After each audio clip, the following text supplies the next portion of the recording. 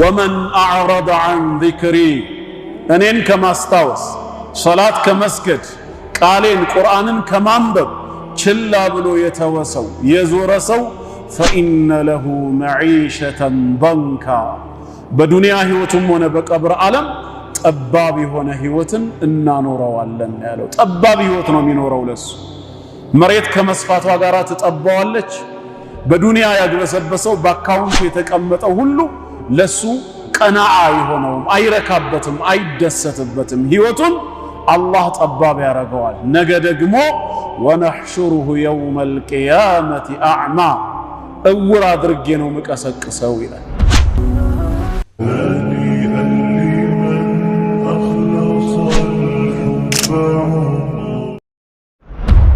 أعوذ بالله من الشيطان الرجيم بسم الله الرحمن الرحيم الحمد لله رب العالمين الصلاة والسلام على رسول الله صلى الله عليه وآله وسلم أما بعد فالسلام عليكم ورحمة الله وبركاته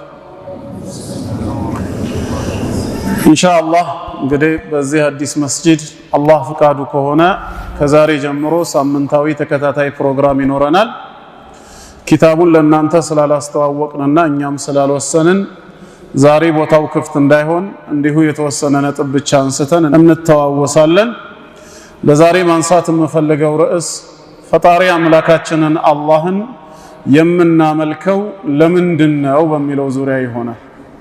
لماذا نعبده سبحانه وتعالى ጌታ አላህን የምናመልክበት እሱን ብቻ የምንገዛበት ዋና ምክንያታችን ምንድነው? ይሄ ጥያቄ ሙስሊም ካልሆነ አካል ቢቀርብልን በዚህ ዓለም ላይ የሚመለኩ ብዙ የሐሰት አማልክቶች አሉ። አምላክ ሳይሆኑ አምላክ ተደርገው የተያዙ ማለት ነው። እኛ ሙስሊሞች ግን ጌታ አላህን ብቻ መርጠን እሱን ለማምለክ የፈቀድንበት ዋና ምክንያት ምንድነው ተብለን ብንጠየቅ መልሳችን ምን ይሆናል? በዚህ ጉዳይ ላይስ ቁርአን ምን ያስተምረናል የሚለውን አንዳንድ ነጥቦችን አስታውሳችኋለሁ። ያው ከዛ በፊት ሁላችንም የተፈጠርነው ወደዚህ ምድር ሰው ሆነን የመጣነው አላህን በብቸኝነት ለማምለክ እሱን ለመገዛት። በዚህ ዓለም ላይ እኛ ሰዎች ብቸኛ ፍጥረት አይደለም። ከኛ ውጭ ሌሎች ብዙ ፍጥረታቶች አሉ። በዙሪያችን እኛ የምንተነፍሰውን አየር የሚተነፍሱ እኛ የምንመገበውን ምግብ የሚመገቡ እንስሳቶች አሉ፣ እጽዋቶች አሉ፣ በራሪዎችም አሉ። ሰው ከነዚህ ፍጥረታት በተለየ መልኩ በዚህ ምድር ላይ የተፈጠረበት ዓላማ ምንድነው ከተባለ ከነዚህ ሁሉ የሚለየን አንዱና ዋነኛው ዓላማ ዒባደቱላሂ ዐዘ ወጀል ጌታ አላህን መገዛታችን፣ በሱ ህግና ስርዓት ህይወታችንን መምራት መቻላችን።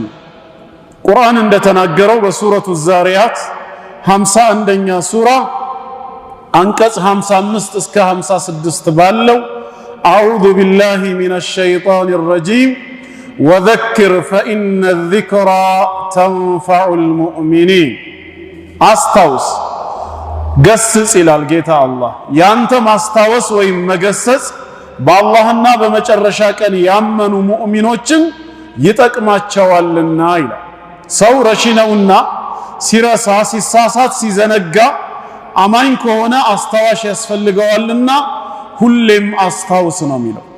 ከማስታወሻዎቹ ሁሉ በላጩ ትልቁ ቅድሚያ ሊሰጠው የሚገባ የሆነ ሰው መቼም ቢሆን ሊረሳው የማይገባው ለምን እንደተፈጠረ ማወቁ ነውና ወማ ኸለቅቱል ጂነ ወልኢንሰ ኢላ ሊያዕቡዱን ሰውንም ሆነ አጋንንትን እኔን በብቸኝነት ሊገዙ እኔን በብቸኝነት ሊያመልኩ እንጂ ለሌላ ዓላማ አልፈጠርኳቸውም ነው የሚለው።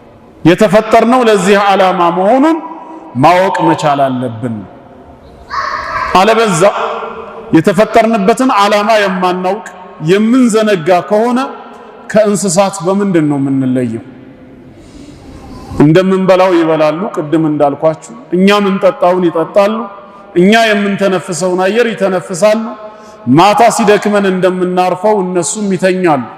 ጠዋት ሲነጋ ለተለያየ የሥራ ዘርፍ እንደምንሰማራው እነሱም ስራ ይሰራሉ። ጓሮ ገብቶ የእርሻ አገልግሎት የሚሰጠው ያርሳል።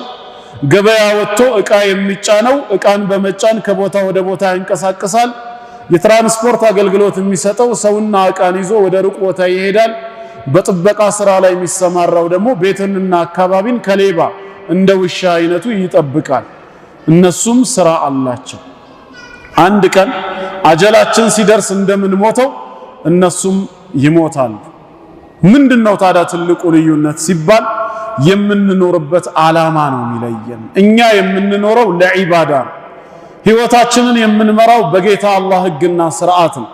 እሱ አድርጉ ብሎ ያዘዘንን ነገር አቅማችን በቻለ መጠን በመፈጸም አትቅረቡ ብሎ የከለከለንን ሙሉ በሙሉ በመራቅ በመጠንቀቅ መስመር ስተን የወደቅን ጊዜ ደግሞ በተውበት በእስትግፋር ወደ ትክክለኛው ማንነት በመመለስ የተፈጠርንበትን ዓላማ ለማሳካት ኢላ ሊያዕቡዱን የሚለውን ተሕቂቅ ለማድረግ ተፈጥረናል።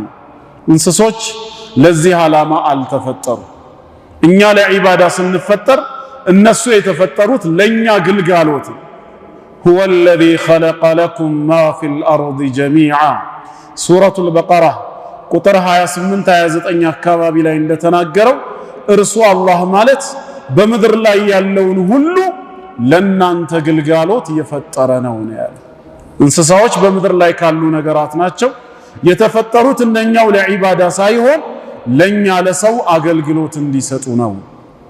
እነሱን በመገልገል ሐላል የሆነልንን የተፈቀደልንን አርደን በመብላት ወተቱን አልበን በመጠጣት ቆዳውን ገፈን ልብስና ሌላ ነገር በመስራት ሐላል ያልተደረገውን ለውበት ለጭነት አገልግሎት ለትራንስፖርት ለሽያጭ ለመሳሰለው በመገልገል አላህን እንድንገዛ ተፈጥረናል ማለት ነው። ዒባዳ የአላህ ግላዊ መብቱ በሰዎች ላይ ያለው ሐቁን ሙዓዝ ብኑ ጀበል ረዲየላሁ ዐንሁ እንደተናገረው ኩንቱ ሪድፈ ረሱሊላሂ ሰለላሁ ዐለይሂ ወአሊሂ ወሰለም ዐላ ሒማሪን በአንድ አህያ ከአላህ መልእክተኛ ጋር አብሬ ሆኜ ከኋላ ተፈናጥጬ ቁጭ ብዬ ሳለ ፈቃለ ሊ ያ ሙዓዝ አንተ ሙዓዝ ሆይ አሉኝ። ቁልቱ ለበይከ ያ ረሱለላህ ዐለይሂ ሰላቱ ወሰላም አቤት አንቱ የአላህ መልእክተኛ ሆይ ሲላቸው ቃለ አተድሪ ማ ሐቁ ላሂ ዐለል ዒባድ ወማ ሐቁ ልዒባድ ዐላ ላህ ዐዘ ወጀል አላህ በባሪያዎቹ ላይ ያለው መብቱ ምን እንደሆነ ባሪያዎች ደግሞ በአላህ ላይ የሚኖራቸው መብት ምን እንደሆነ ታውቃለህን ሲሉኝ ቁልቱ አላሁ ወረሱሉሁ አዕለም አላህና መልእክተኛው የበለጠ ያውቃሉ እኔ አላውቅም ስላቸው ቃለ ፈኢነ ሐቀ ላህ ዐላ ዒባዲህ አላህ በባሪያዎቹ ላይ ያለው መብቱ አን ያዕቡዱህ እሱን ሊያመልኩት ነው። ዒባዳ አላህ በእኛ ላይ ያለው ምኑ ነው? መብቱ ነው ማለት ነው። እኛ ደግሞ በጫንቃችን ላይ የተጣለ ግዳጅ ነው፣ ዕዳ ነው። ይሄንን ዕዳ ዛሬ አላህን በመገዛት እሱን ብቻ በብቸኝነት በማምለክ ልንከፍል ይገባል ማለት ነው። አለበዛ አላህን በብቸኝነት በማምለክ ይሄንን ዕዳችንን ዱንያ ላይ ካልከፈልን ነገ የውሙል ቂያማ ምን ከፍለው በጀሃነም እሳት ጀሃነም እሳትን የሚቋቋም ሰውነት የለን የምንል ከሆነ ዛሬውኑ አላህን በመገዛት ከዕዳችን መገላገል ይገባናል። ወላ ዩሽሪኩ ቢሂ ሸይአ እሱን ሲያመልኩት ደግሞ በሱ አምልኮ ላይ ማንንም ላያጋሩበት ነው ብለው ነገሩት። ሲፈጥረን ብቻውን እንደፈጠረን የሲሳይን ጉዳይ ሙሉ ኃላፊነት ወስዶ ብቻውን እንደረዘቀን ስናመልከውም ብቻውን እንድናመልከው ይፈልጋል። አጋርን አይሻ። በእኛ መፈጠር በሪዝቅ ጉዳይ ላይ ምንም ድርሻ የሌላቸው አካላት አምልኮ ላይ በፍጹም ድርሻ ሊኖራቸው አይገባም። ይሄ አላህ በእኛ ላይ ያለው መብቱ ነው ያሉት። ፈኢነ ሐቀ ልዒባድ ዐላ ላህ ዐዘ ወጀል መልእክተኛው ቀጠሉና ባሮች ደግሞ በአላህ ላይ የሚኖራቸው መብት አሉ። አላህ ለባሪያዎቹ ከማዘኑ የተነሳ የናንተ መብት ነው ብሎ በራሱ ላይ የደነገገው ማለት ነው። ማንም በአላህ ላይ ህግ ሊያወጣ አይችልም። አላህ ይሄንን ሊያደርግ ዋጅብ ነው በእርሱ ላይ፣ ይሄንን ደግሞ ላያደርገው ሐራም ነው ብሎ በአላህ ላይ ማንም ህግ ማውጣት አይችልም። አላህ ግን ለባሮቹ ካለው አዘኔታ ከርህራሄው የተነሳ ለኛ ሊፈጽምልን የፈለገውን ነገር በራሱ ላይ ዋጅብ ያደርጋል። የሚፈልገውን በራሱ ላይ ሐራም ያደርጋል። ሊያዝንልን ስለፈቀደና ስለፈለገ ማንም ሳያስገድደው ከተበ ረቡኩም ዐላ ነፍሲሂ ረሕማ ጌታችሁ አምላካችሁ አላህ ለናንተ ያዝንላችሁ ዘንድ እዝነትን ረሕመትን በራሱ ላይ ደነገገ፣ ዋጅብ አደረገ ይላል። ማንም ሳይወጅብበት በሱ ላይ ማለት ነው። በሱ መንገድ ከታገልን ዲኑን የበላይ ለማድረግ ሰበብያውን ካሟላን እኛን ሊረዳን መጀመሪያውኑ ዋጅብ ነው በኔ ላይ ያለው ራሱ ነው። ወካነ ሐቀን ዐለይና ነስሩል ሙእሚኒን በኔ መንገድ የሚታገሉ ሙእሚኖችን መርዳት በኔ ላይ የተገባ ግዳጅ ነው የሚለው። የሚፈልገውን ሐራም ያደርጋል በራሱ ላይ ማድረግ እየቻለ የሰራነውን መልካም ስራ ያለ ምንዳ ላያባክንብን ባልሰራነው ወንጀል እላያችን ላይ ጭኖ ላይጠይቀን ዙልምን አላህ ምን አለ? ኢኒ ሐረምቱ ዙልመ ዐላ ነፍሲ አለ። በራሴ ላይ እርም አድርጌዋለሁ ነው ያለው፣ ማንም ሳያደርግበት ማለት ነው። ስለዚህ የባሮች መብት በአላህ ላይ ሲባል አላህ ለኛ ከማዘኑ የተነሳ የደነገገው ማለት ነው። ምንድነው አሉ መልእክተኛው? አላ ዩዐዚበ መን ላ ዩሽሪኩ ቢሂ ሸይአ በሱ አምልኮ ላይ ማንንም ሳያጋራ በላኢላሃ ኢላላህ እምነቱ በተውሂዱ ላይ እንደጸና የሞተ ባሪያውን በእሳት ላይ ቀጣው ነው፣ ጀነት ሊሰጠው ነው። ይሄ የባሮች መብት በአላህ ላይ ነው ብለው ነገሩት ማለት ነው። ስለዚህ ዒባዳ አላህ በእኛ ላይ ያለው መብቱ መሆኑን ከዚህ ሐዲስ በግልጽ እንረዳለን ማለት ነው። በዒባዳ ደስተኛ ህይወት መኖር ይቻላል። የተፈጠርንበትንም አምላካዊ ግዳጅ በአግባቡ መወጣት ይቻላል። ያለ ዒባዳ የሚኖር ሰው እንደ እንስሳ ነው የሚኖረው። አላህ በሱረቱ ሙሐመድ 47ኛው ሱራ አንቀጽ 12 ላይ ኢነላሃ ዩድኺሉ አለዚነ አመኑ ወዐሚሉ ሷሊሓት ጀናትን ተጅሪ ሚን ተሕቲሃ አልአንሃር ይላል። አላህ እነዚያ ያመኑትንና መልካም ሥራ የሰሩ ሰዎችን ከስሮቿ የተለያዩ አይነት ጅረቶች የምትፈስባት የሆነችን የጸጋ ገነት ያስገባቸዋል። ወለዚነ ከፈሩ እነዚያ የካዱት ግን የተመተዑን በምድር ላይ ብቻ ይጠቀማሉ። ወያእኩሉነ ከማ ተእኩሉል አንዓም እንስሳዎች እንደሚበሉት እንደሚመገቡት እነሱም ይበላሉ። ዱንያ ብቻ ነው፣ ሌላ ለውጥ የለም። ነገ የውሙል ቂያማ ግን ወናሩ መትወን ለሁም ለነሱ ማረፊያቸው መመለሻ ሀገራቸው እሳት ነች ይላል። የተፈጠረበትን ዓላማ ያላወቀ አላህን ያልተገዛ ሰው በአኺራ ዕጣ ፈንታው ይሄው ነው ማለት ነው። በዱንያ ህይወት ጣፋጭና የተረጋጋ ደስታ የተሞላበት ህይወት መኖር የፈለገ ሰው ዒባዳን በአግባቡ መፈጸም አለበት። አላህ በሱረቱ ነህል 16ኛ ሱራ አንቀጽ 97 ላይ በግልጽ እንደተናገረው መን ዐሚለ ሷሊሐን ሚን ዘከሪን አው ኡንሳ ከወንድም ይሁን ከሴት መልካም ስራን የሰራ ሰው ወሁወ ሙእሚን እርሱ አማኝ ሆኖ ማለት ነው። መልካም ስራን የሚሰራ ሰው ፈለኑሕየነሁ ሐያተን ጠይባ ጥሩ የሆነ መልካም ህይወትን እናኖረዋለን ያለው። የዱንያ ህይወታችን ደስታ መረጋጋት የተሞላበት እንዲሆን በጌታ አላህ ህግ ስር የምንመላለስ መሆናችን ሸርጥ ነው። አማኞች ሆነን መልካም ስራ መስራት አለብን። ነገ ደግሞ የውሙል ቂያማ ወለነጅዚየነሁም አጅረሁም ቢአሕሰኒ ማ ካኑ ያዕመሉን ይሰሩት ከነበረው በእጥፍ ድርብ በተሻለ መልኩ እመነዳቸዋለሁ ብለዋል።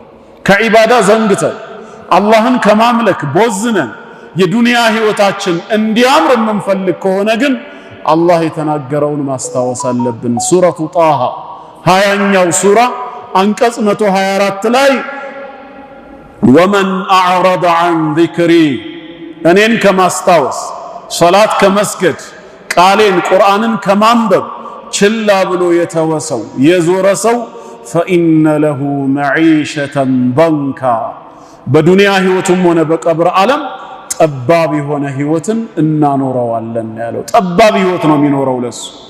መሬት ከመስፋቷ ጋር ትጠባዋለች። በዱንያ ያግበሰበሰው በአካውንቱ የተቀመጠው ሁሉ ለሱ ቀናዓ አይሆነውም፣ አይረካበትም፣ አይደሰትበትም። ህይወቱን አላህ ጠባብ ያረገዋል። ነገ ደግሞ ወነሕሹሩሁ የውመል ቂያመቲ አዕማ እውር አድርጌ ነው ምቀሰቅሰው ይላል። ስለዚህ የዒባዳ ጥቅሙ በዱንያም በቀብርም በአኼራም ነው። ለዚህ ዓላማ ነው የተፈጠርነው። በዒባዳ የዘላለምን ህይወት ጀነትን ማግኘት ይቻላል። ጀነት ከዒባዳ ውጭ አትገኝም። አላህ ሱረቱ መርየም ቁጥር 63 ላይ ትልከል ጀነቱ ለቲ ኑሪቱ ሚን ዒባዲና መን ካነ ተቅያ፣ ከባሮቼ መካከል ይህችን ጀነት የማወርሳት እኔን በምድር ዓለም ሳለ የሚፈራኝ የሚጠነቀቅ ተቅይ የሆነውን ብቻ ነው ያለው።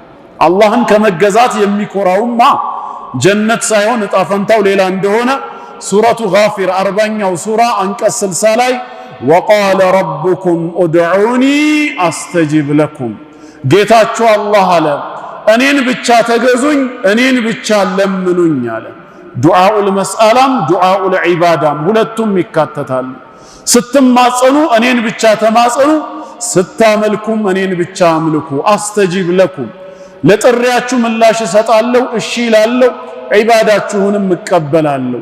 ኢነ ለዚነ የስተክቢሩነ ዐን ዒባደቲ፣ እነዚያ እኔን ከመማጸን እኔን ከመገዛት የሚኩራሩ ሰዎች ሰየድኹሉነ ጀሃነመ ዳኺሪን፣ ጀሃነም እሳትን በአፍጢማቸው የተደፉ ሆነው ተዋራጆች ሆነው ይገቧታል ያለው። ጀነት ያለ ዒባዳ አይገኝም። እንደ መግቢያ ይሄንን የዒባዳን ጉዳይ ካየን ወደ ርዕሳችን እንመለስና ታዲያ ጌታ አላህን የምናመልከው ለምንድን ነው? ሌሎች የሚያመልኳቸውን ከአላህ ውጪ የሚመለኩ አካላትን እማንገዛበት አላህን ብቻ የምናመልክበት ምን አሳማኝ ምክንያት አለን? ቁርአንስ አላህን ብቻ ተገዙ ሲል ለምንድን ነው የምናመልከው እሱን ብቻ ብለን ጥያቄ ብናነሳ የሚሰጠን አመክንዮ ምንድነው? ሰዓቱ እንደፈቀደልን ኢንሻአላህ 5 ወይም 9 የሚደርሱ ምክንያቶችን እንመለከታለን። አንደኛው ምክንያት እኛ ጌታ አላህን የምናመልከው እሱ የሁላችንም ጌታ፣ እኛ ደግሞ የእርሱ ባሮች በመሆናችን ነው።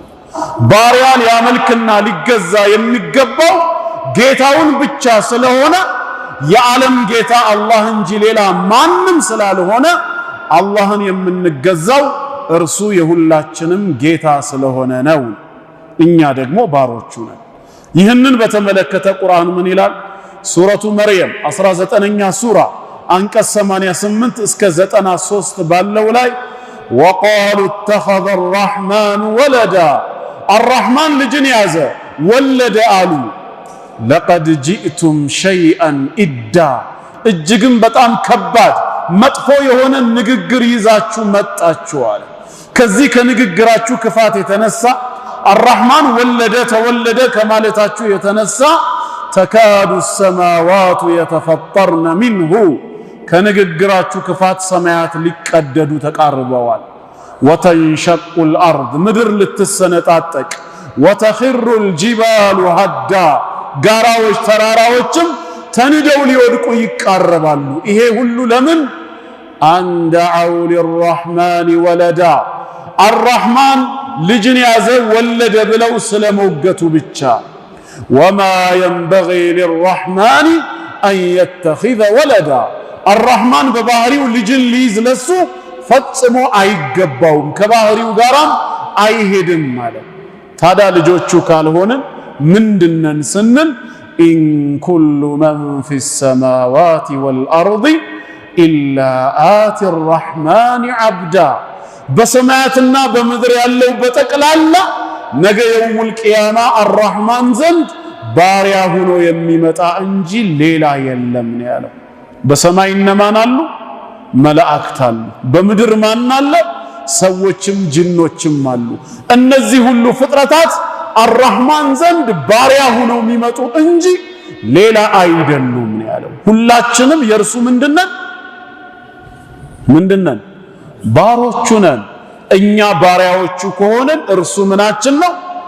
ጌታችን ነው። ባሪያ ሊያመልክ የሚገባው ጌታውን ብቻ ነው።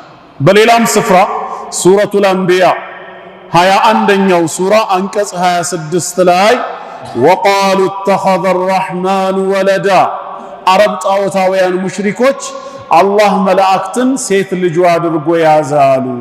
ሱብሃነ ከእንደዚህ አይነት የጉድለት ባህሪ አላህ ጥራት ይገባው። በል ዒባዱን ሙክረሙን ይልቁኑ መላእክቶች የሱ ልጆች ሳይሆኑ የተከበሩ ባሮቹ ናቸው ነው ያለው። መላእክት ምንድናቸው? የአላህ ልጆች ሳይሆኑ ባሪያዎቹ ናቸው። እርሱ የነሱ ጌታቸው ነው ማለት ነው። ይሄ ከሆነ ባሪያ ማንን ማምለክ አለበት ወደሚለው ጥያቄ ስንመጣ ጌታውን ብቻ ነው ሊያመልክ የሚገባው። ቁርአን በሱረቱል አንከቡት 29ኛው ሱራ አንቀጽ 56 ላይ ያ ዒባዲየ አለዚነ አመኑ እናንተ በኔ ጌትነት ያመናችሁ ባሮቼ ሆይ ኢነ አርዲ ዋሲዐቱን ምድሬ ሰፊ ነችና በየትኛውም የምድር ክፍል ተሰዳችሁ ስትኖሩ ፈኢያየ ፈዕቡዱን እኔን ብቻ ተገዙ አለ። እኔን ብቻ ለምን? እሱ ምናችን ስለሆነ ጌታችን፣ እኛ ደግሞ ባሮቹ በመሆናችን ምክንያት ማለት ነው። በሱረቱል ሐጅ 22ኛው ሱራ አንቀጽ 77ም ላይ ያ አዩሃ አለዚነ አመኑ እናንተ በአላህ ያመናችሁ ሰዎች ሆይ እርከዑ ወስጁዱ ለጌታችሁ አጎንብሱ እንዲሁም ስገዱ፣ ወዕቡዱ ረበኩም ማንን? ጌታችሁንም ተገዙ ነው ያለው። መገዛት ጌታን እንጂ ጌታ ያልሆነን አካል በምንም መልኩ ልናመልከው አይገባም። ወዕቡዱ ረበኩም ወፍዐሉል ኸይረ ለዐለኩም ቱፍሊሑን ትድኑ ዘንዳም መልካም ስራን ስሩ ይላል። አሁን ካቀረብናቸው 5 ወይም 6 ከሚደርሱ የቁርአን አንቀጾች ምን ተረዳን ማለት ነው? አላህን የምናመልክበት አንደኛው ምክንያት እርሱ የሁላችንም ጌታ በመሆኑ እኛ ደግሞ ባሪያዎቹ ስለሆንን ባሪያ መገዛት ያለበት አላህን ነው። አልሐምዱሊላሂ ረቢል ዓለሚን ምስጋና በጠቅላላ ለማን ይገባው ነው የሚለው?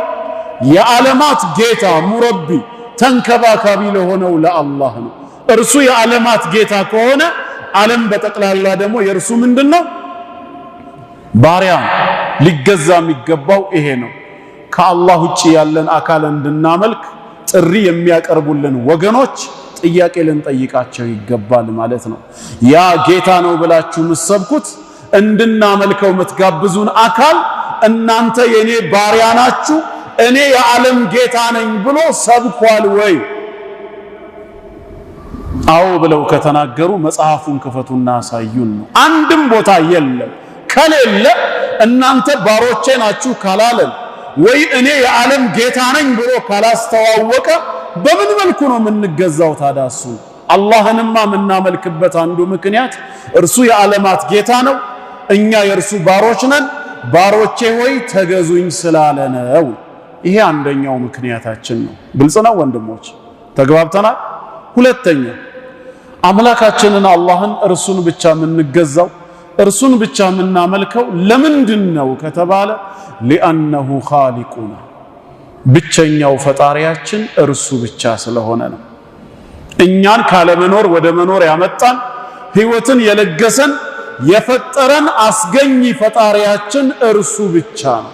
ከአላህ ውጪ ሰውንም ጅንንም መልአክንም ዓለምን ፈጥሬያለሁ ብሎ በግልጽ የተናገረ ማንም የለም። እኔ ብሎ አላህ የሚመለከው የዓለማት ፈጣሪ ስለሆነ ነው። ፈጣሪን ማምለክ እንደሚገባ የቱ ጋር ተናገረ ካሉ ሱረቱል በቀራ ቁጥር 21 ላይ አላህ በሱረቱል በቀራ ምዕራፍ 2 ቁጥር 21 ላይ ያ አዩሃ ናስ እናንተ ሰዎች ሆይ አለ ኡዕቡዱ ረበኩም ጌታችሁን ተገዙት ይለናል። የትኛው ጌታ ብለን ስንጠይቅ አለዚ ኸለቀኩም ያ እናንተ የፈጠረ የሆነው አለ። አምልኮ የሚገባው መፍጠርና ማስገኘት የቻለው ነው። እናንተን ብቻ ሳይሆን ወለዚነ ሚን ቀብሊኩም እነዚያን ከናንተ በፊት የነበሩትን ወላጆቻችሁን አያት ቅማያት እስከ አደም አለይሂ ሰላም ድረስ ያሉትን የፈጠረውን ጌታ ተገዙት። ዒባዳ የሚገባው ይሄ ፈጣሪ ብቻ ነው። ለዓለኩም ተተቁን ይሄን ጌታ ትጠነቀቁ ትፈሩ ዘንድ አለ። ልንገዛ የሚገባው የፈጠረንን ያስገኘንን ነው። በሌላም ስፍራ ምን ይላል? ሱረቱል አንዓም ምዕራፍ 6 ቁጥር 102 ላይ ዛሊኩሙላሁ ረቡኩም ይሃችሁ የናንተ ጌታችሁ አላህ ብቻ ነው። ላኢላሃ ኢላሁ ከሱ በስተቀርም በእውነት የሚመለክ ሌላ አምላክ የለም። ኻሊቁ ኩሊ ሸይ የሁሉ ነገር ፈጣሪ ነውና ፈዕቡዱህ ስለዚህም ተገዙት አለ። ስለምኑ? የሁሉ ነገር ፈጣሪ በመሆኑ መፍጠር የሚችል ነው ሊመለክ የሚገባው። ወሁወ ዐላ ኩሊ ሸይኢን ወኪል በሁሉ ነገር ላይ ዋቢ ተጠሪ ብቸኛ ወኪል እርሱ ነውና ይላል። ያልፈጠረ አካል ታዲያ ከፈጠረ ጋር ይስተካከላል እንዴ? ይመለካል? በፍጹም። ሱረቱ ናህል 16ኛው ሱራ አንቀጽ 17 ላይ አፈመን የኽሉቁ ከመን ላ የኽሉቅ የሚፈጥር እንደማይፈጥር ነው እንዴ አለ። ይስተካከላሉን? በፍጹም። አፈላ ተዘከሩ ትንሽ እንኳ አትገሰጹ አታስተውሉም ማለት።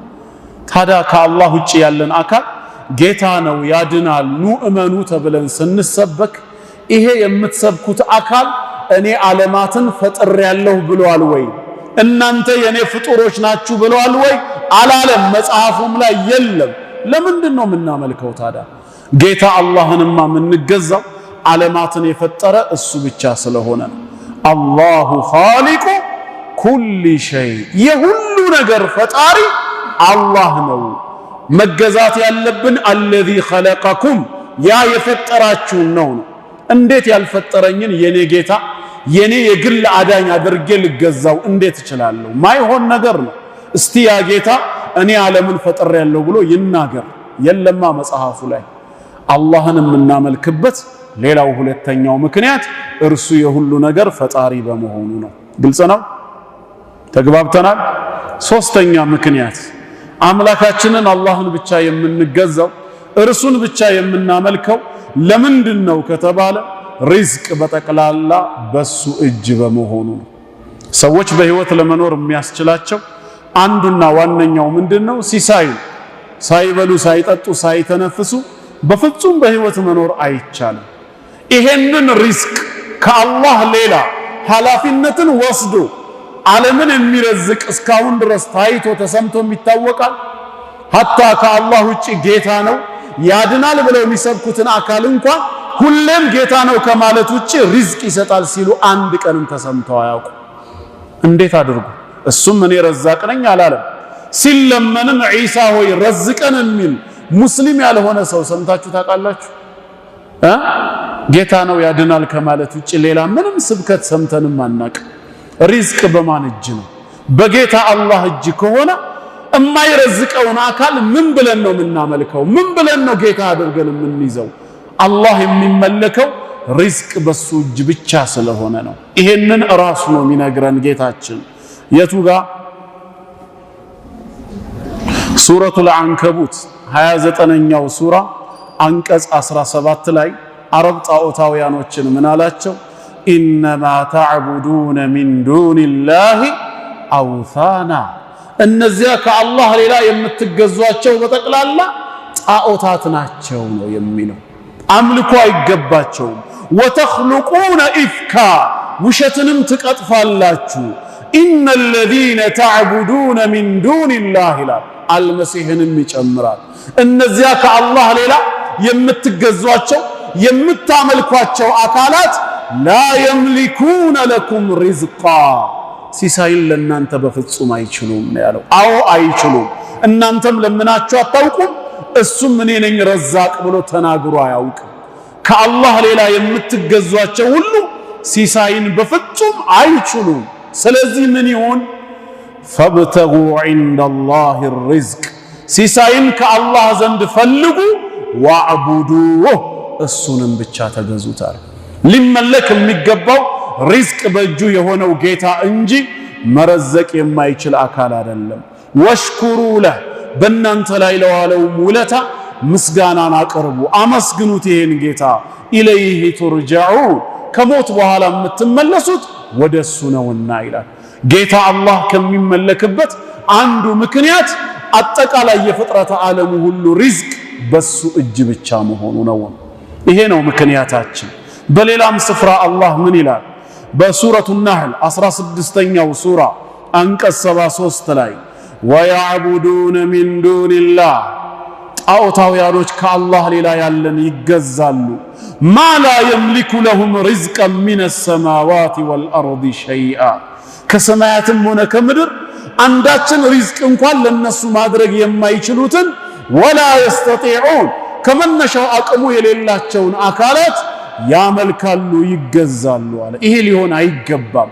ሪዝቃችንን ኃላፊነት ወስዶ ያልሰጠን ያልረዘቀን አካል ልናመልካው አይገባም። እኛ ማምለክ ያለብን በሰላሙም በጦርነቱም ወቅት የሚረዝቀን ከጦርነትም ሰላም ነጃ የሚለንን ነው። በሱረቱ ቁረይሽ ላይ እንደተነገረው የመጨረሻዎቹ 3ኛና 4ኛ አየት ላይ ፈልያዕቡዱ ረብ ሃዘል በይት የዚህን ቤት የመካንም የካዕባንም ጌታ አላህን ይገዙ። እሱ ማለት አለዚ አጥዓመሁም ሚን ጁዕ ከረሃብ የመገባቸው ወአመነሁም ሚን ኸውፍ ከፍርሃት ደግሞ ሰላምና ደህንነትን ያጎናጸፋቸው የሆነውን ጌታ ይላል።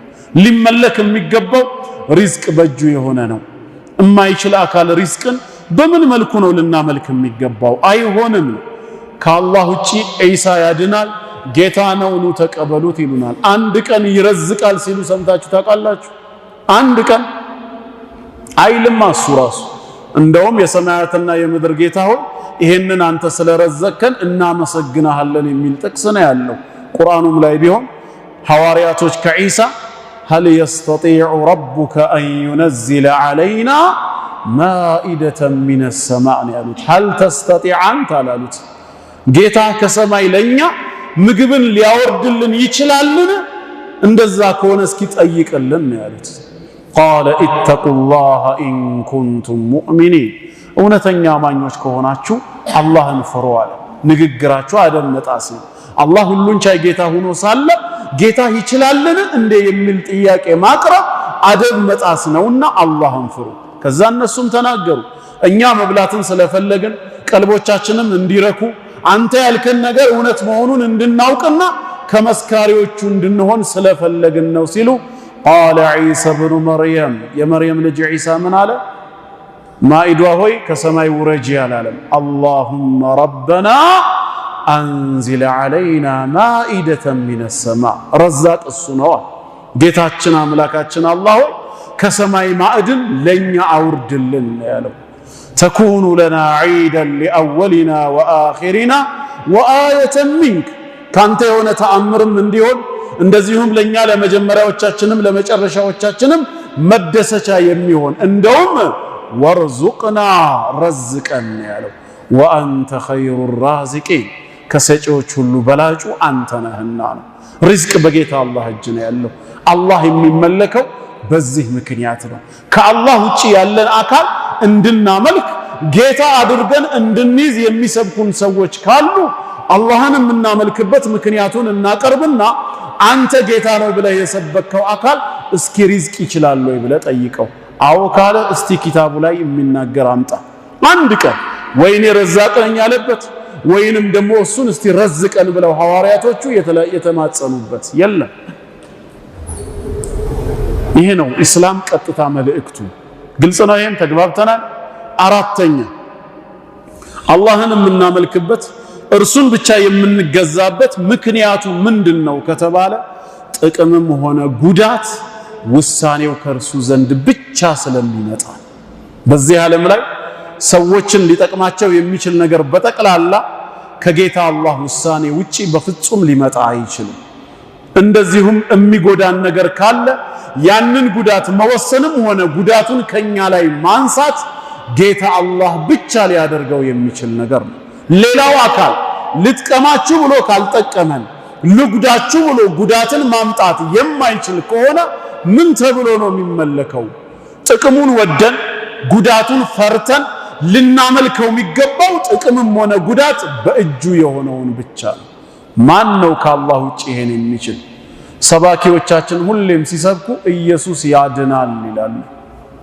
ይገድላል ሲሉ ሰምተን አናቅም አንድም ቀን። ኧረ አላህ ይገድላል ነው እኛ ደግሞ የምንለው። ያልገባቸው ሰዎች እንዴት ይላሉ? ጌታ ያድናል እንጂ እንዴት ይገድላል? እና ማን ነው የሚገድለው? ሰይጣን ነው ይላሉ። እርግጠኛ ናችሁ?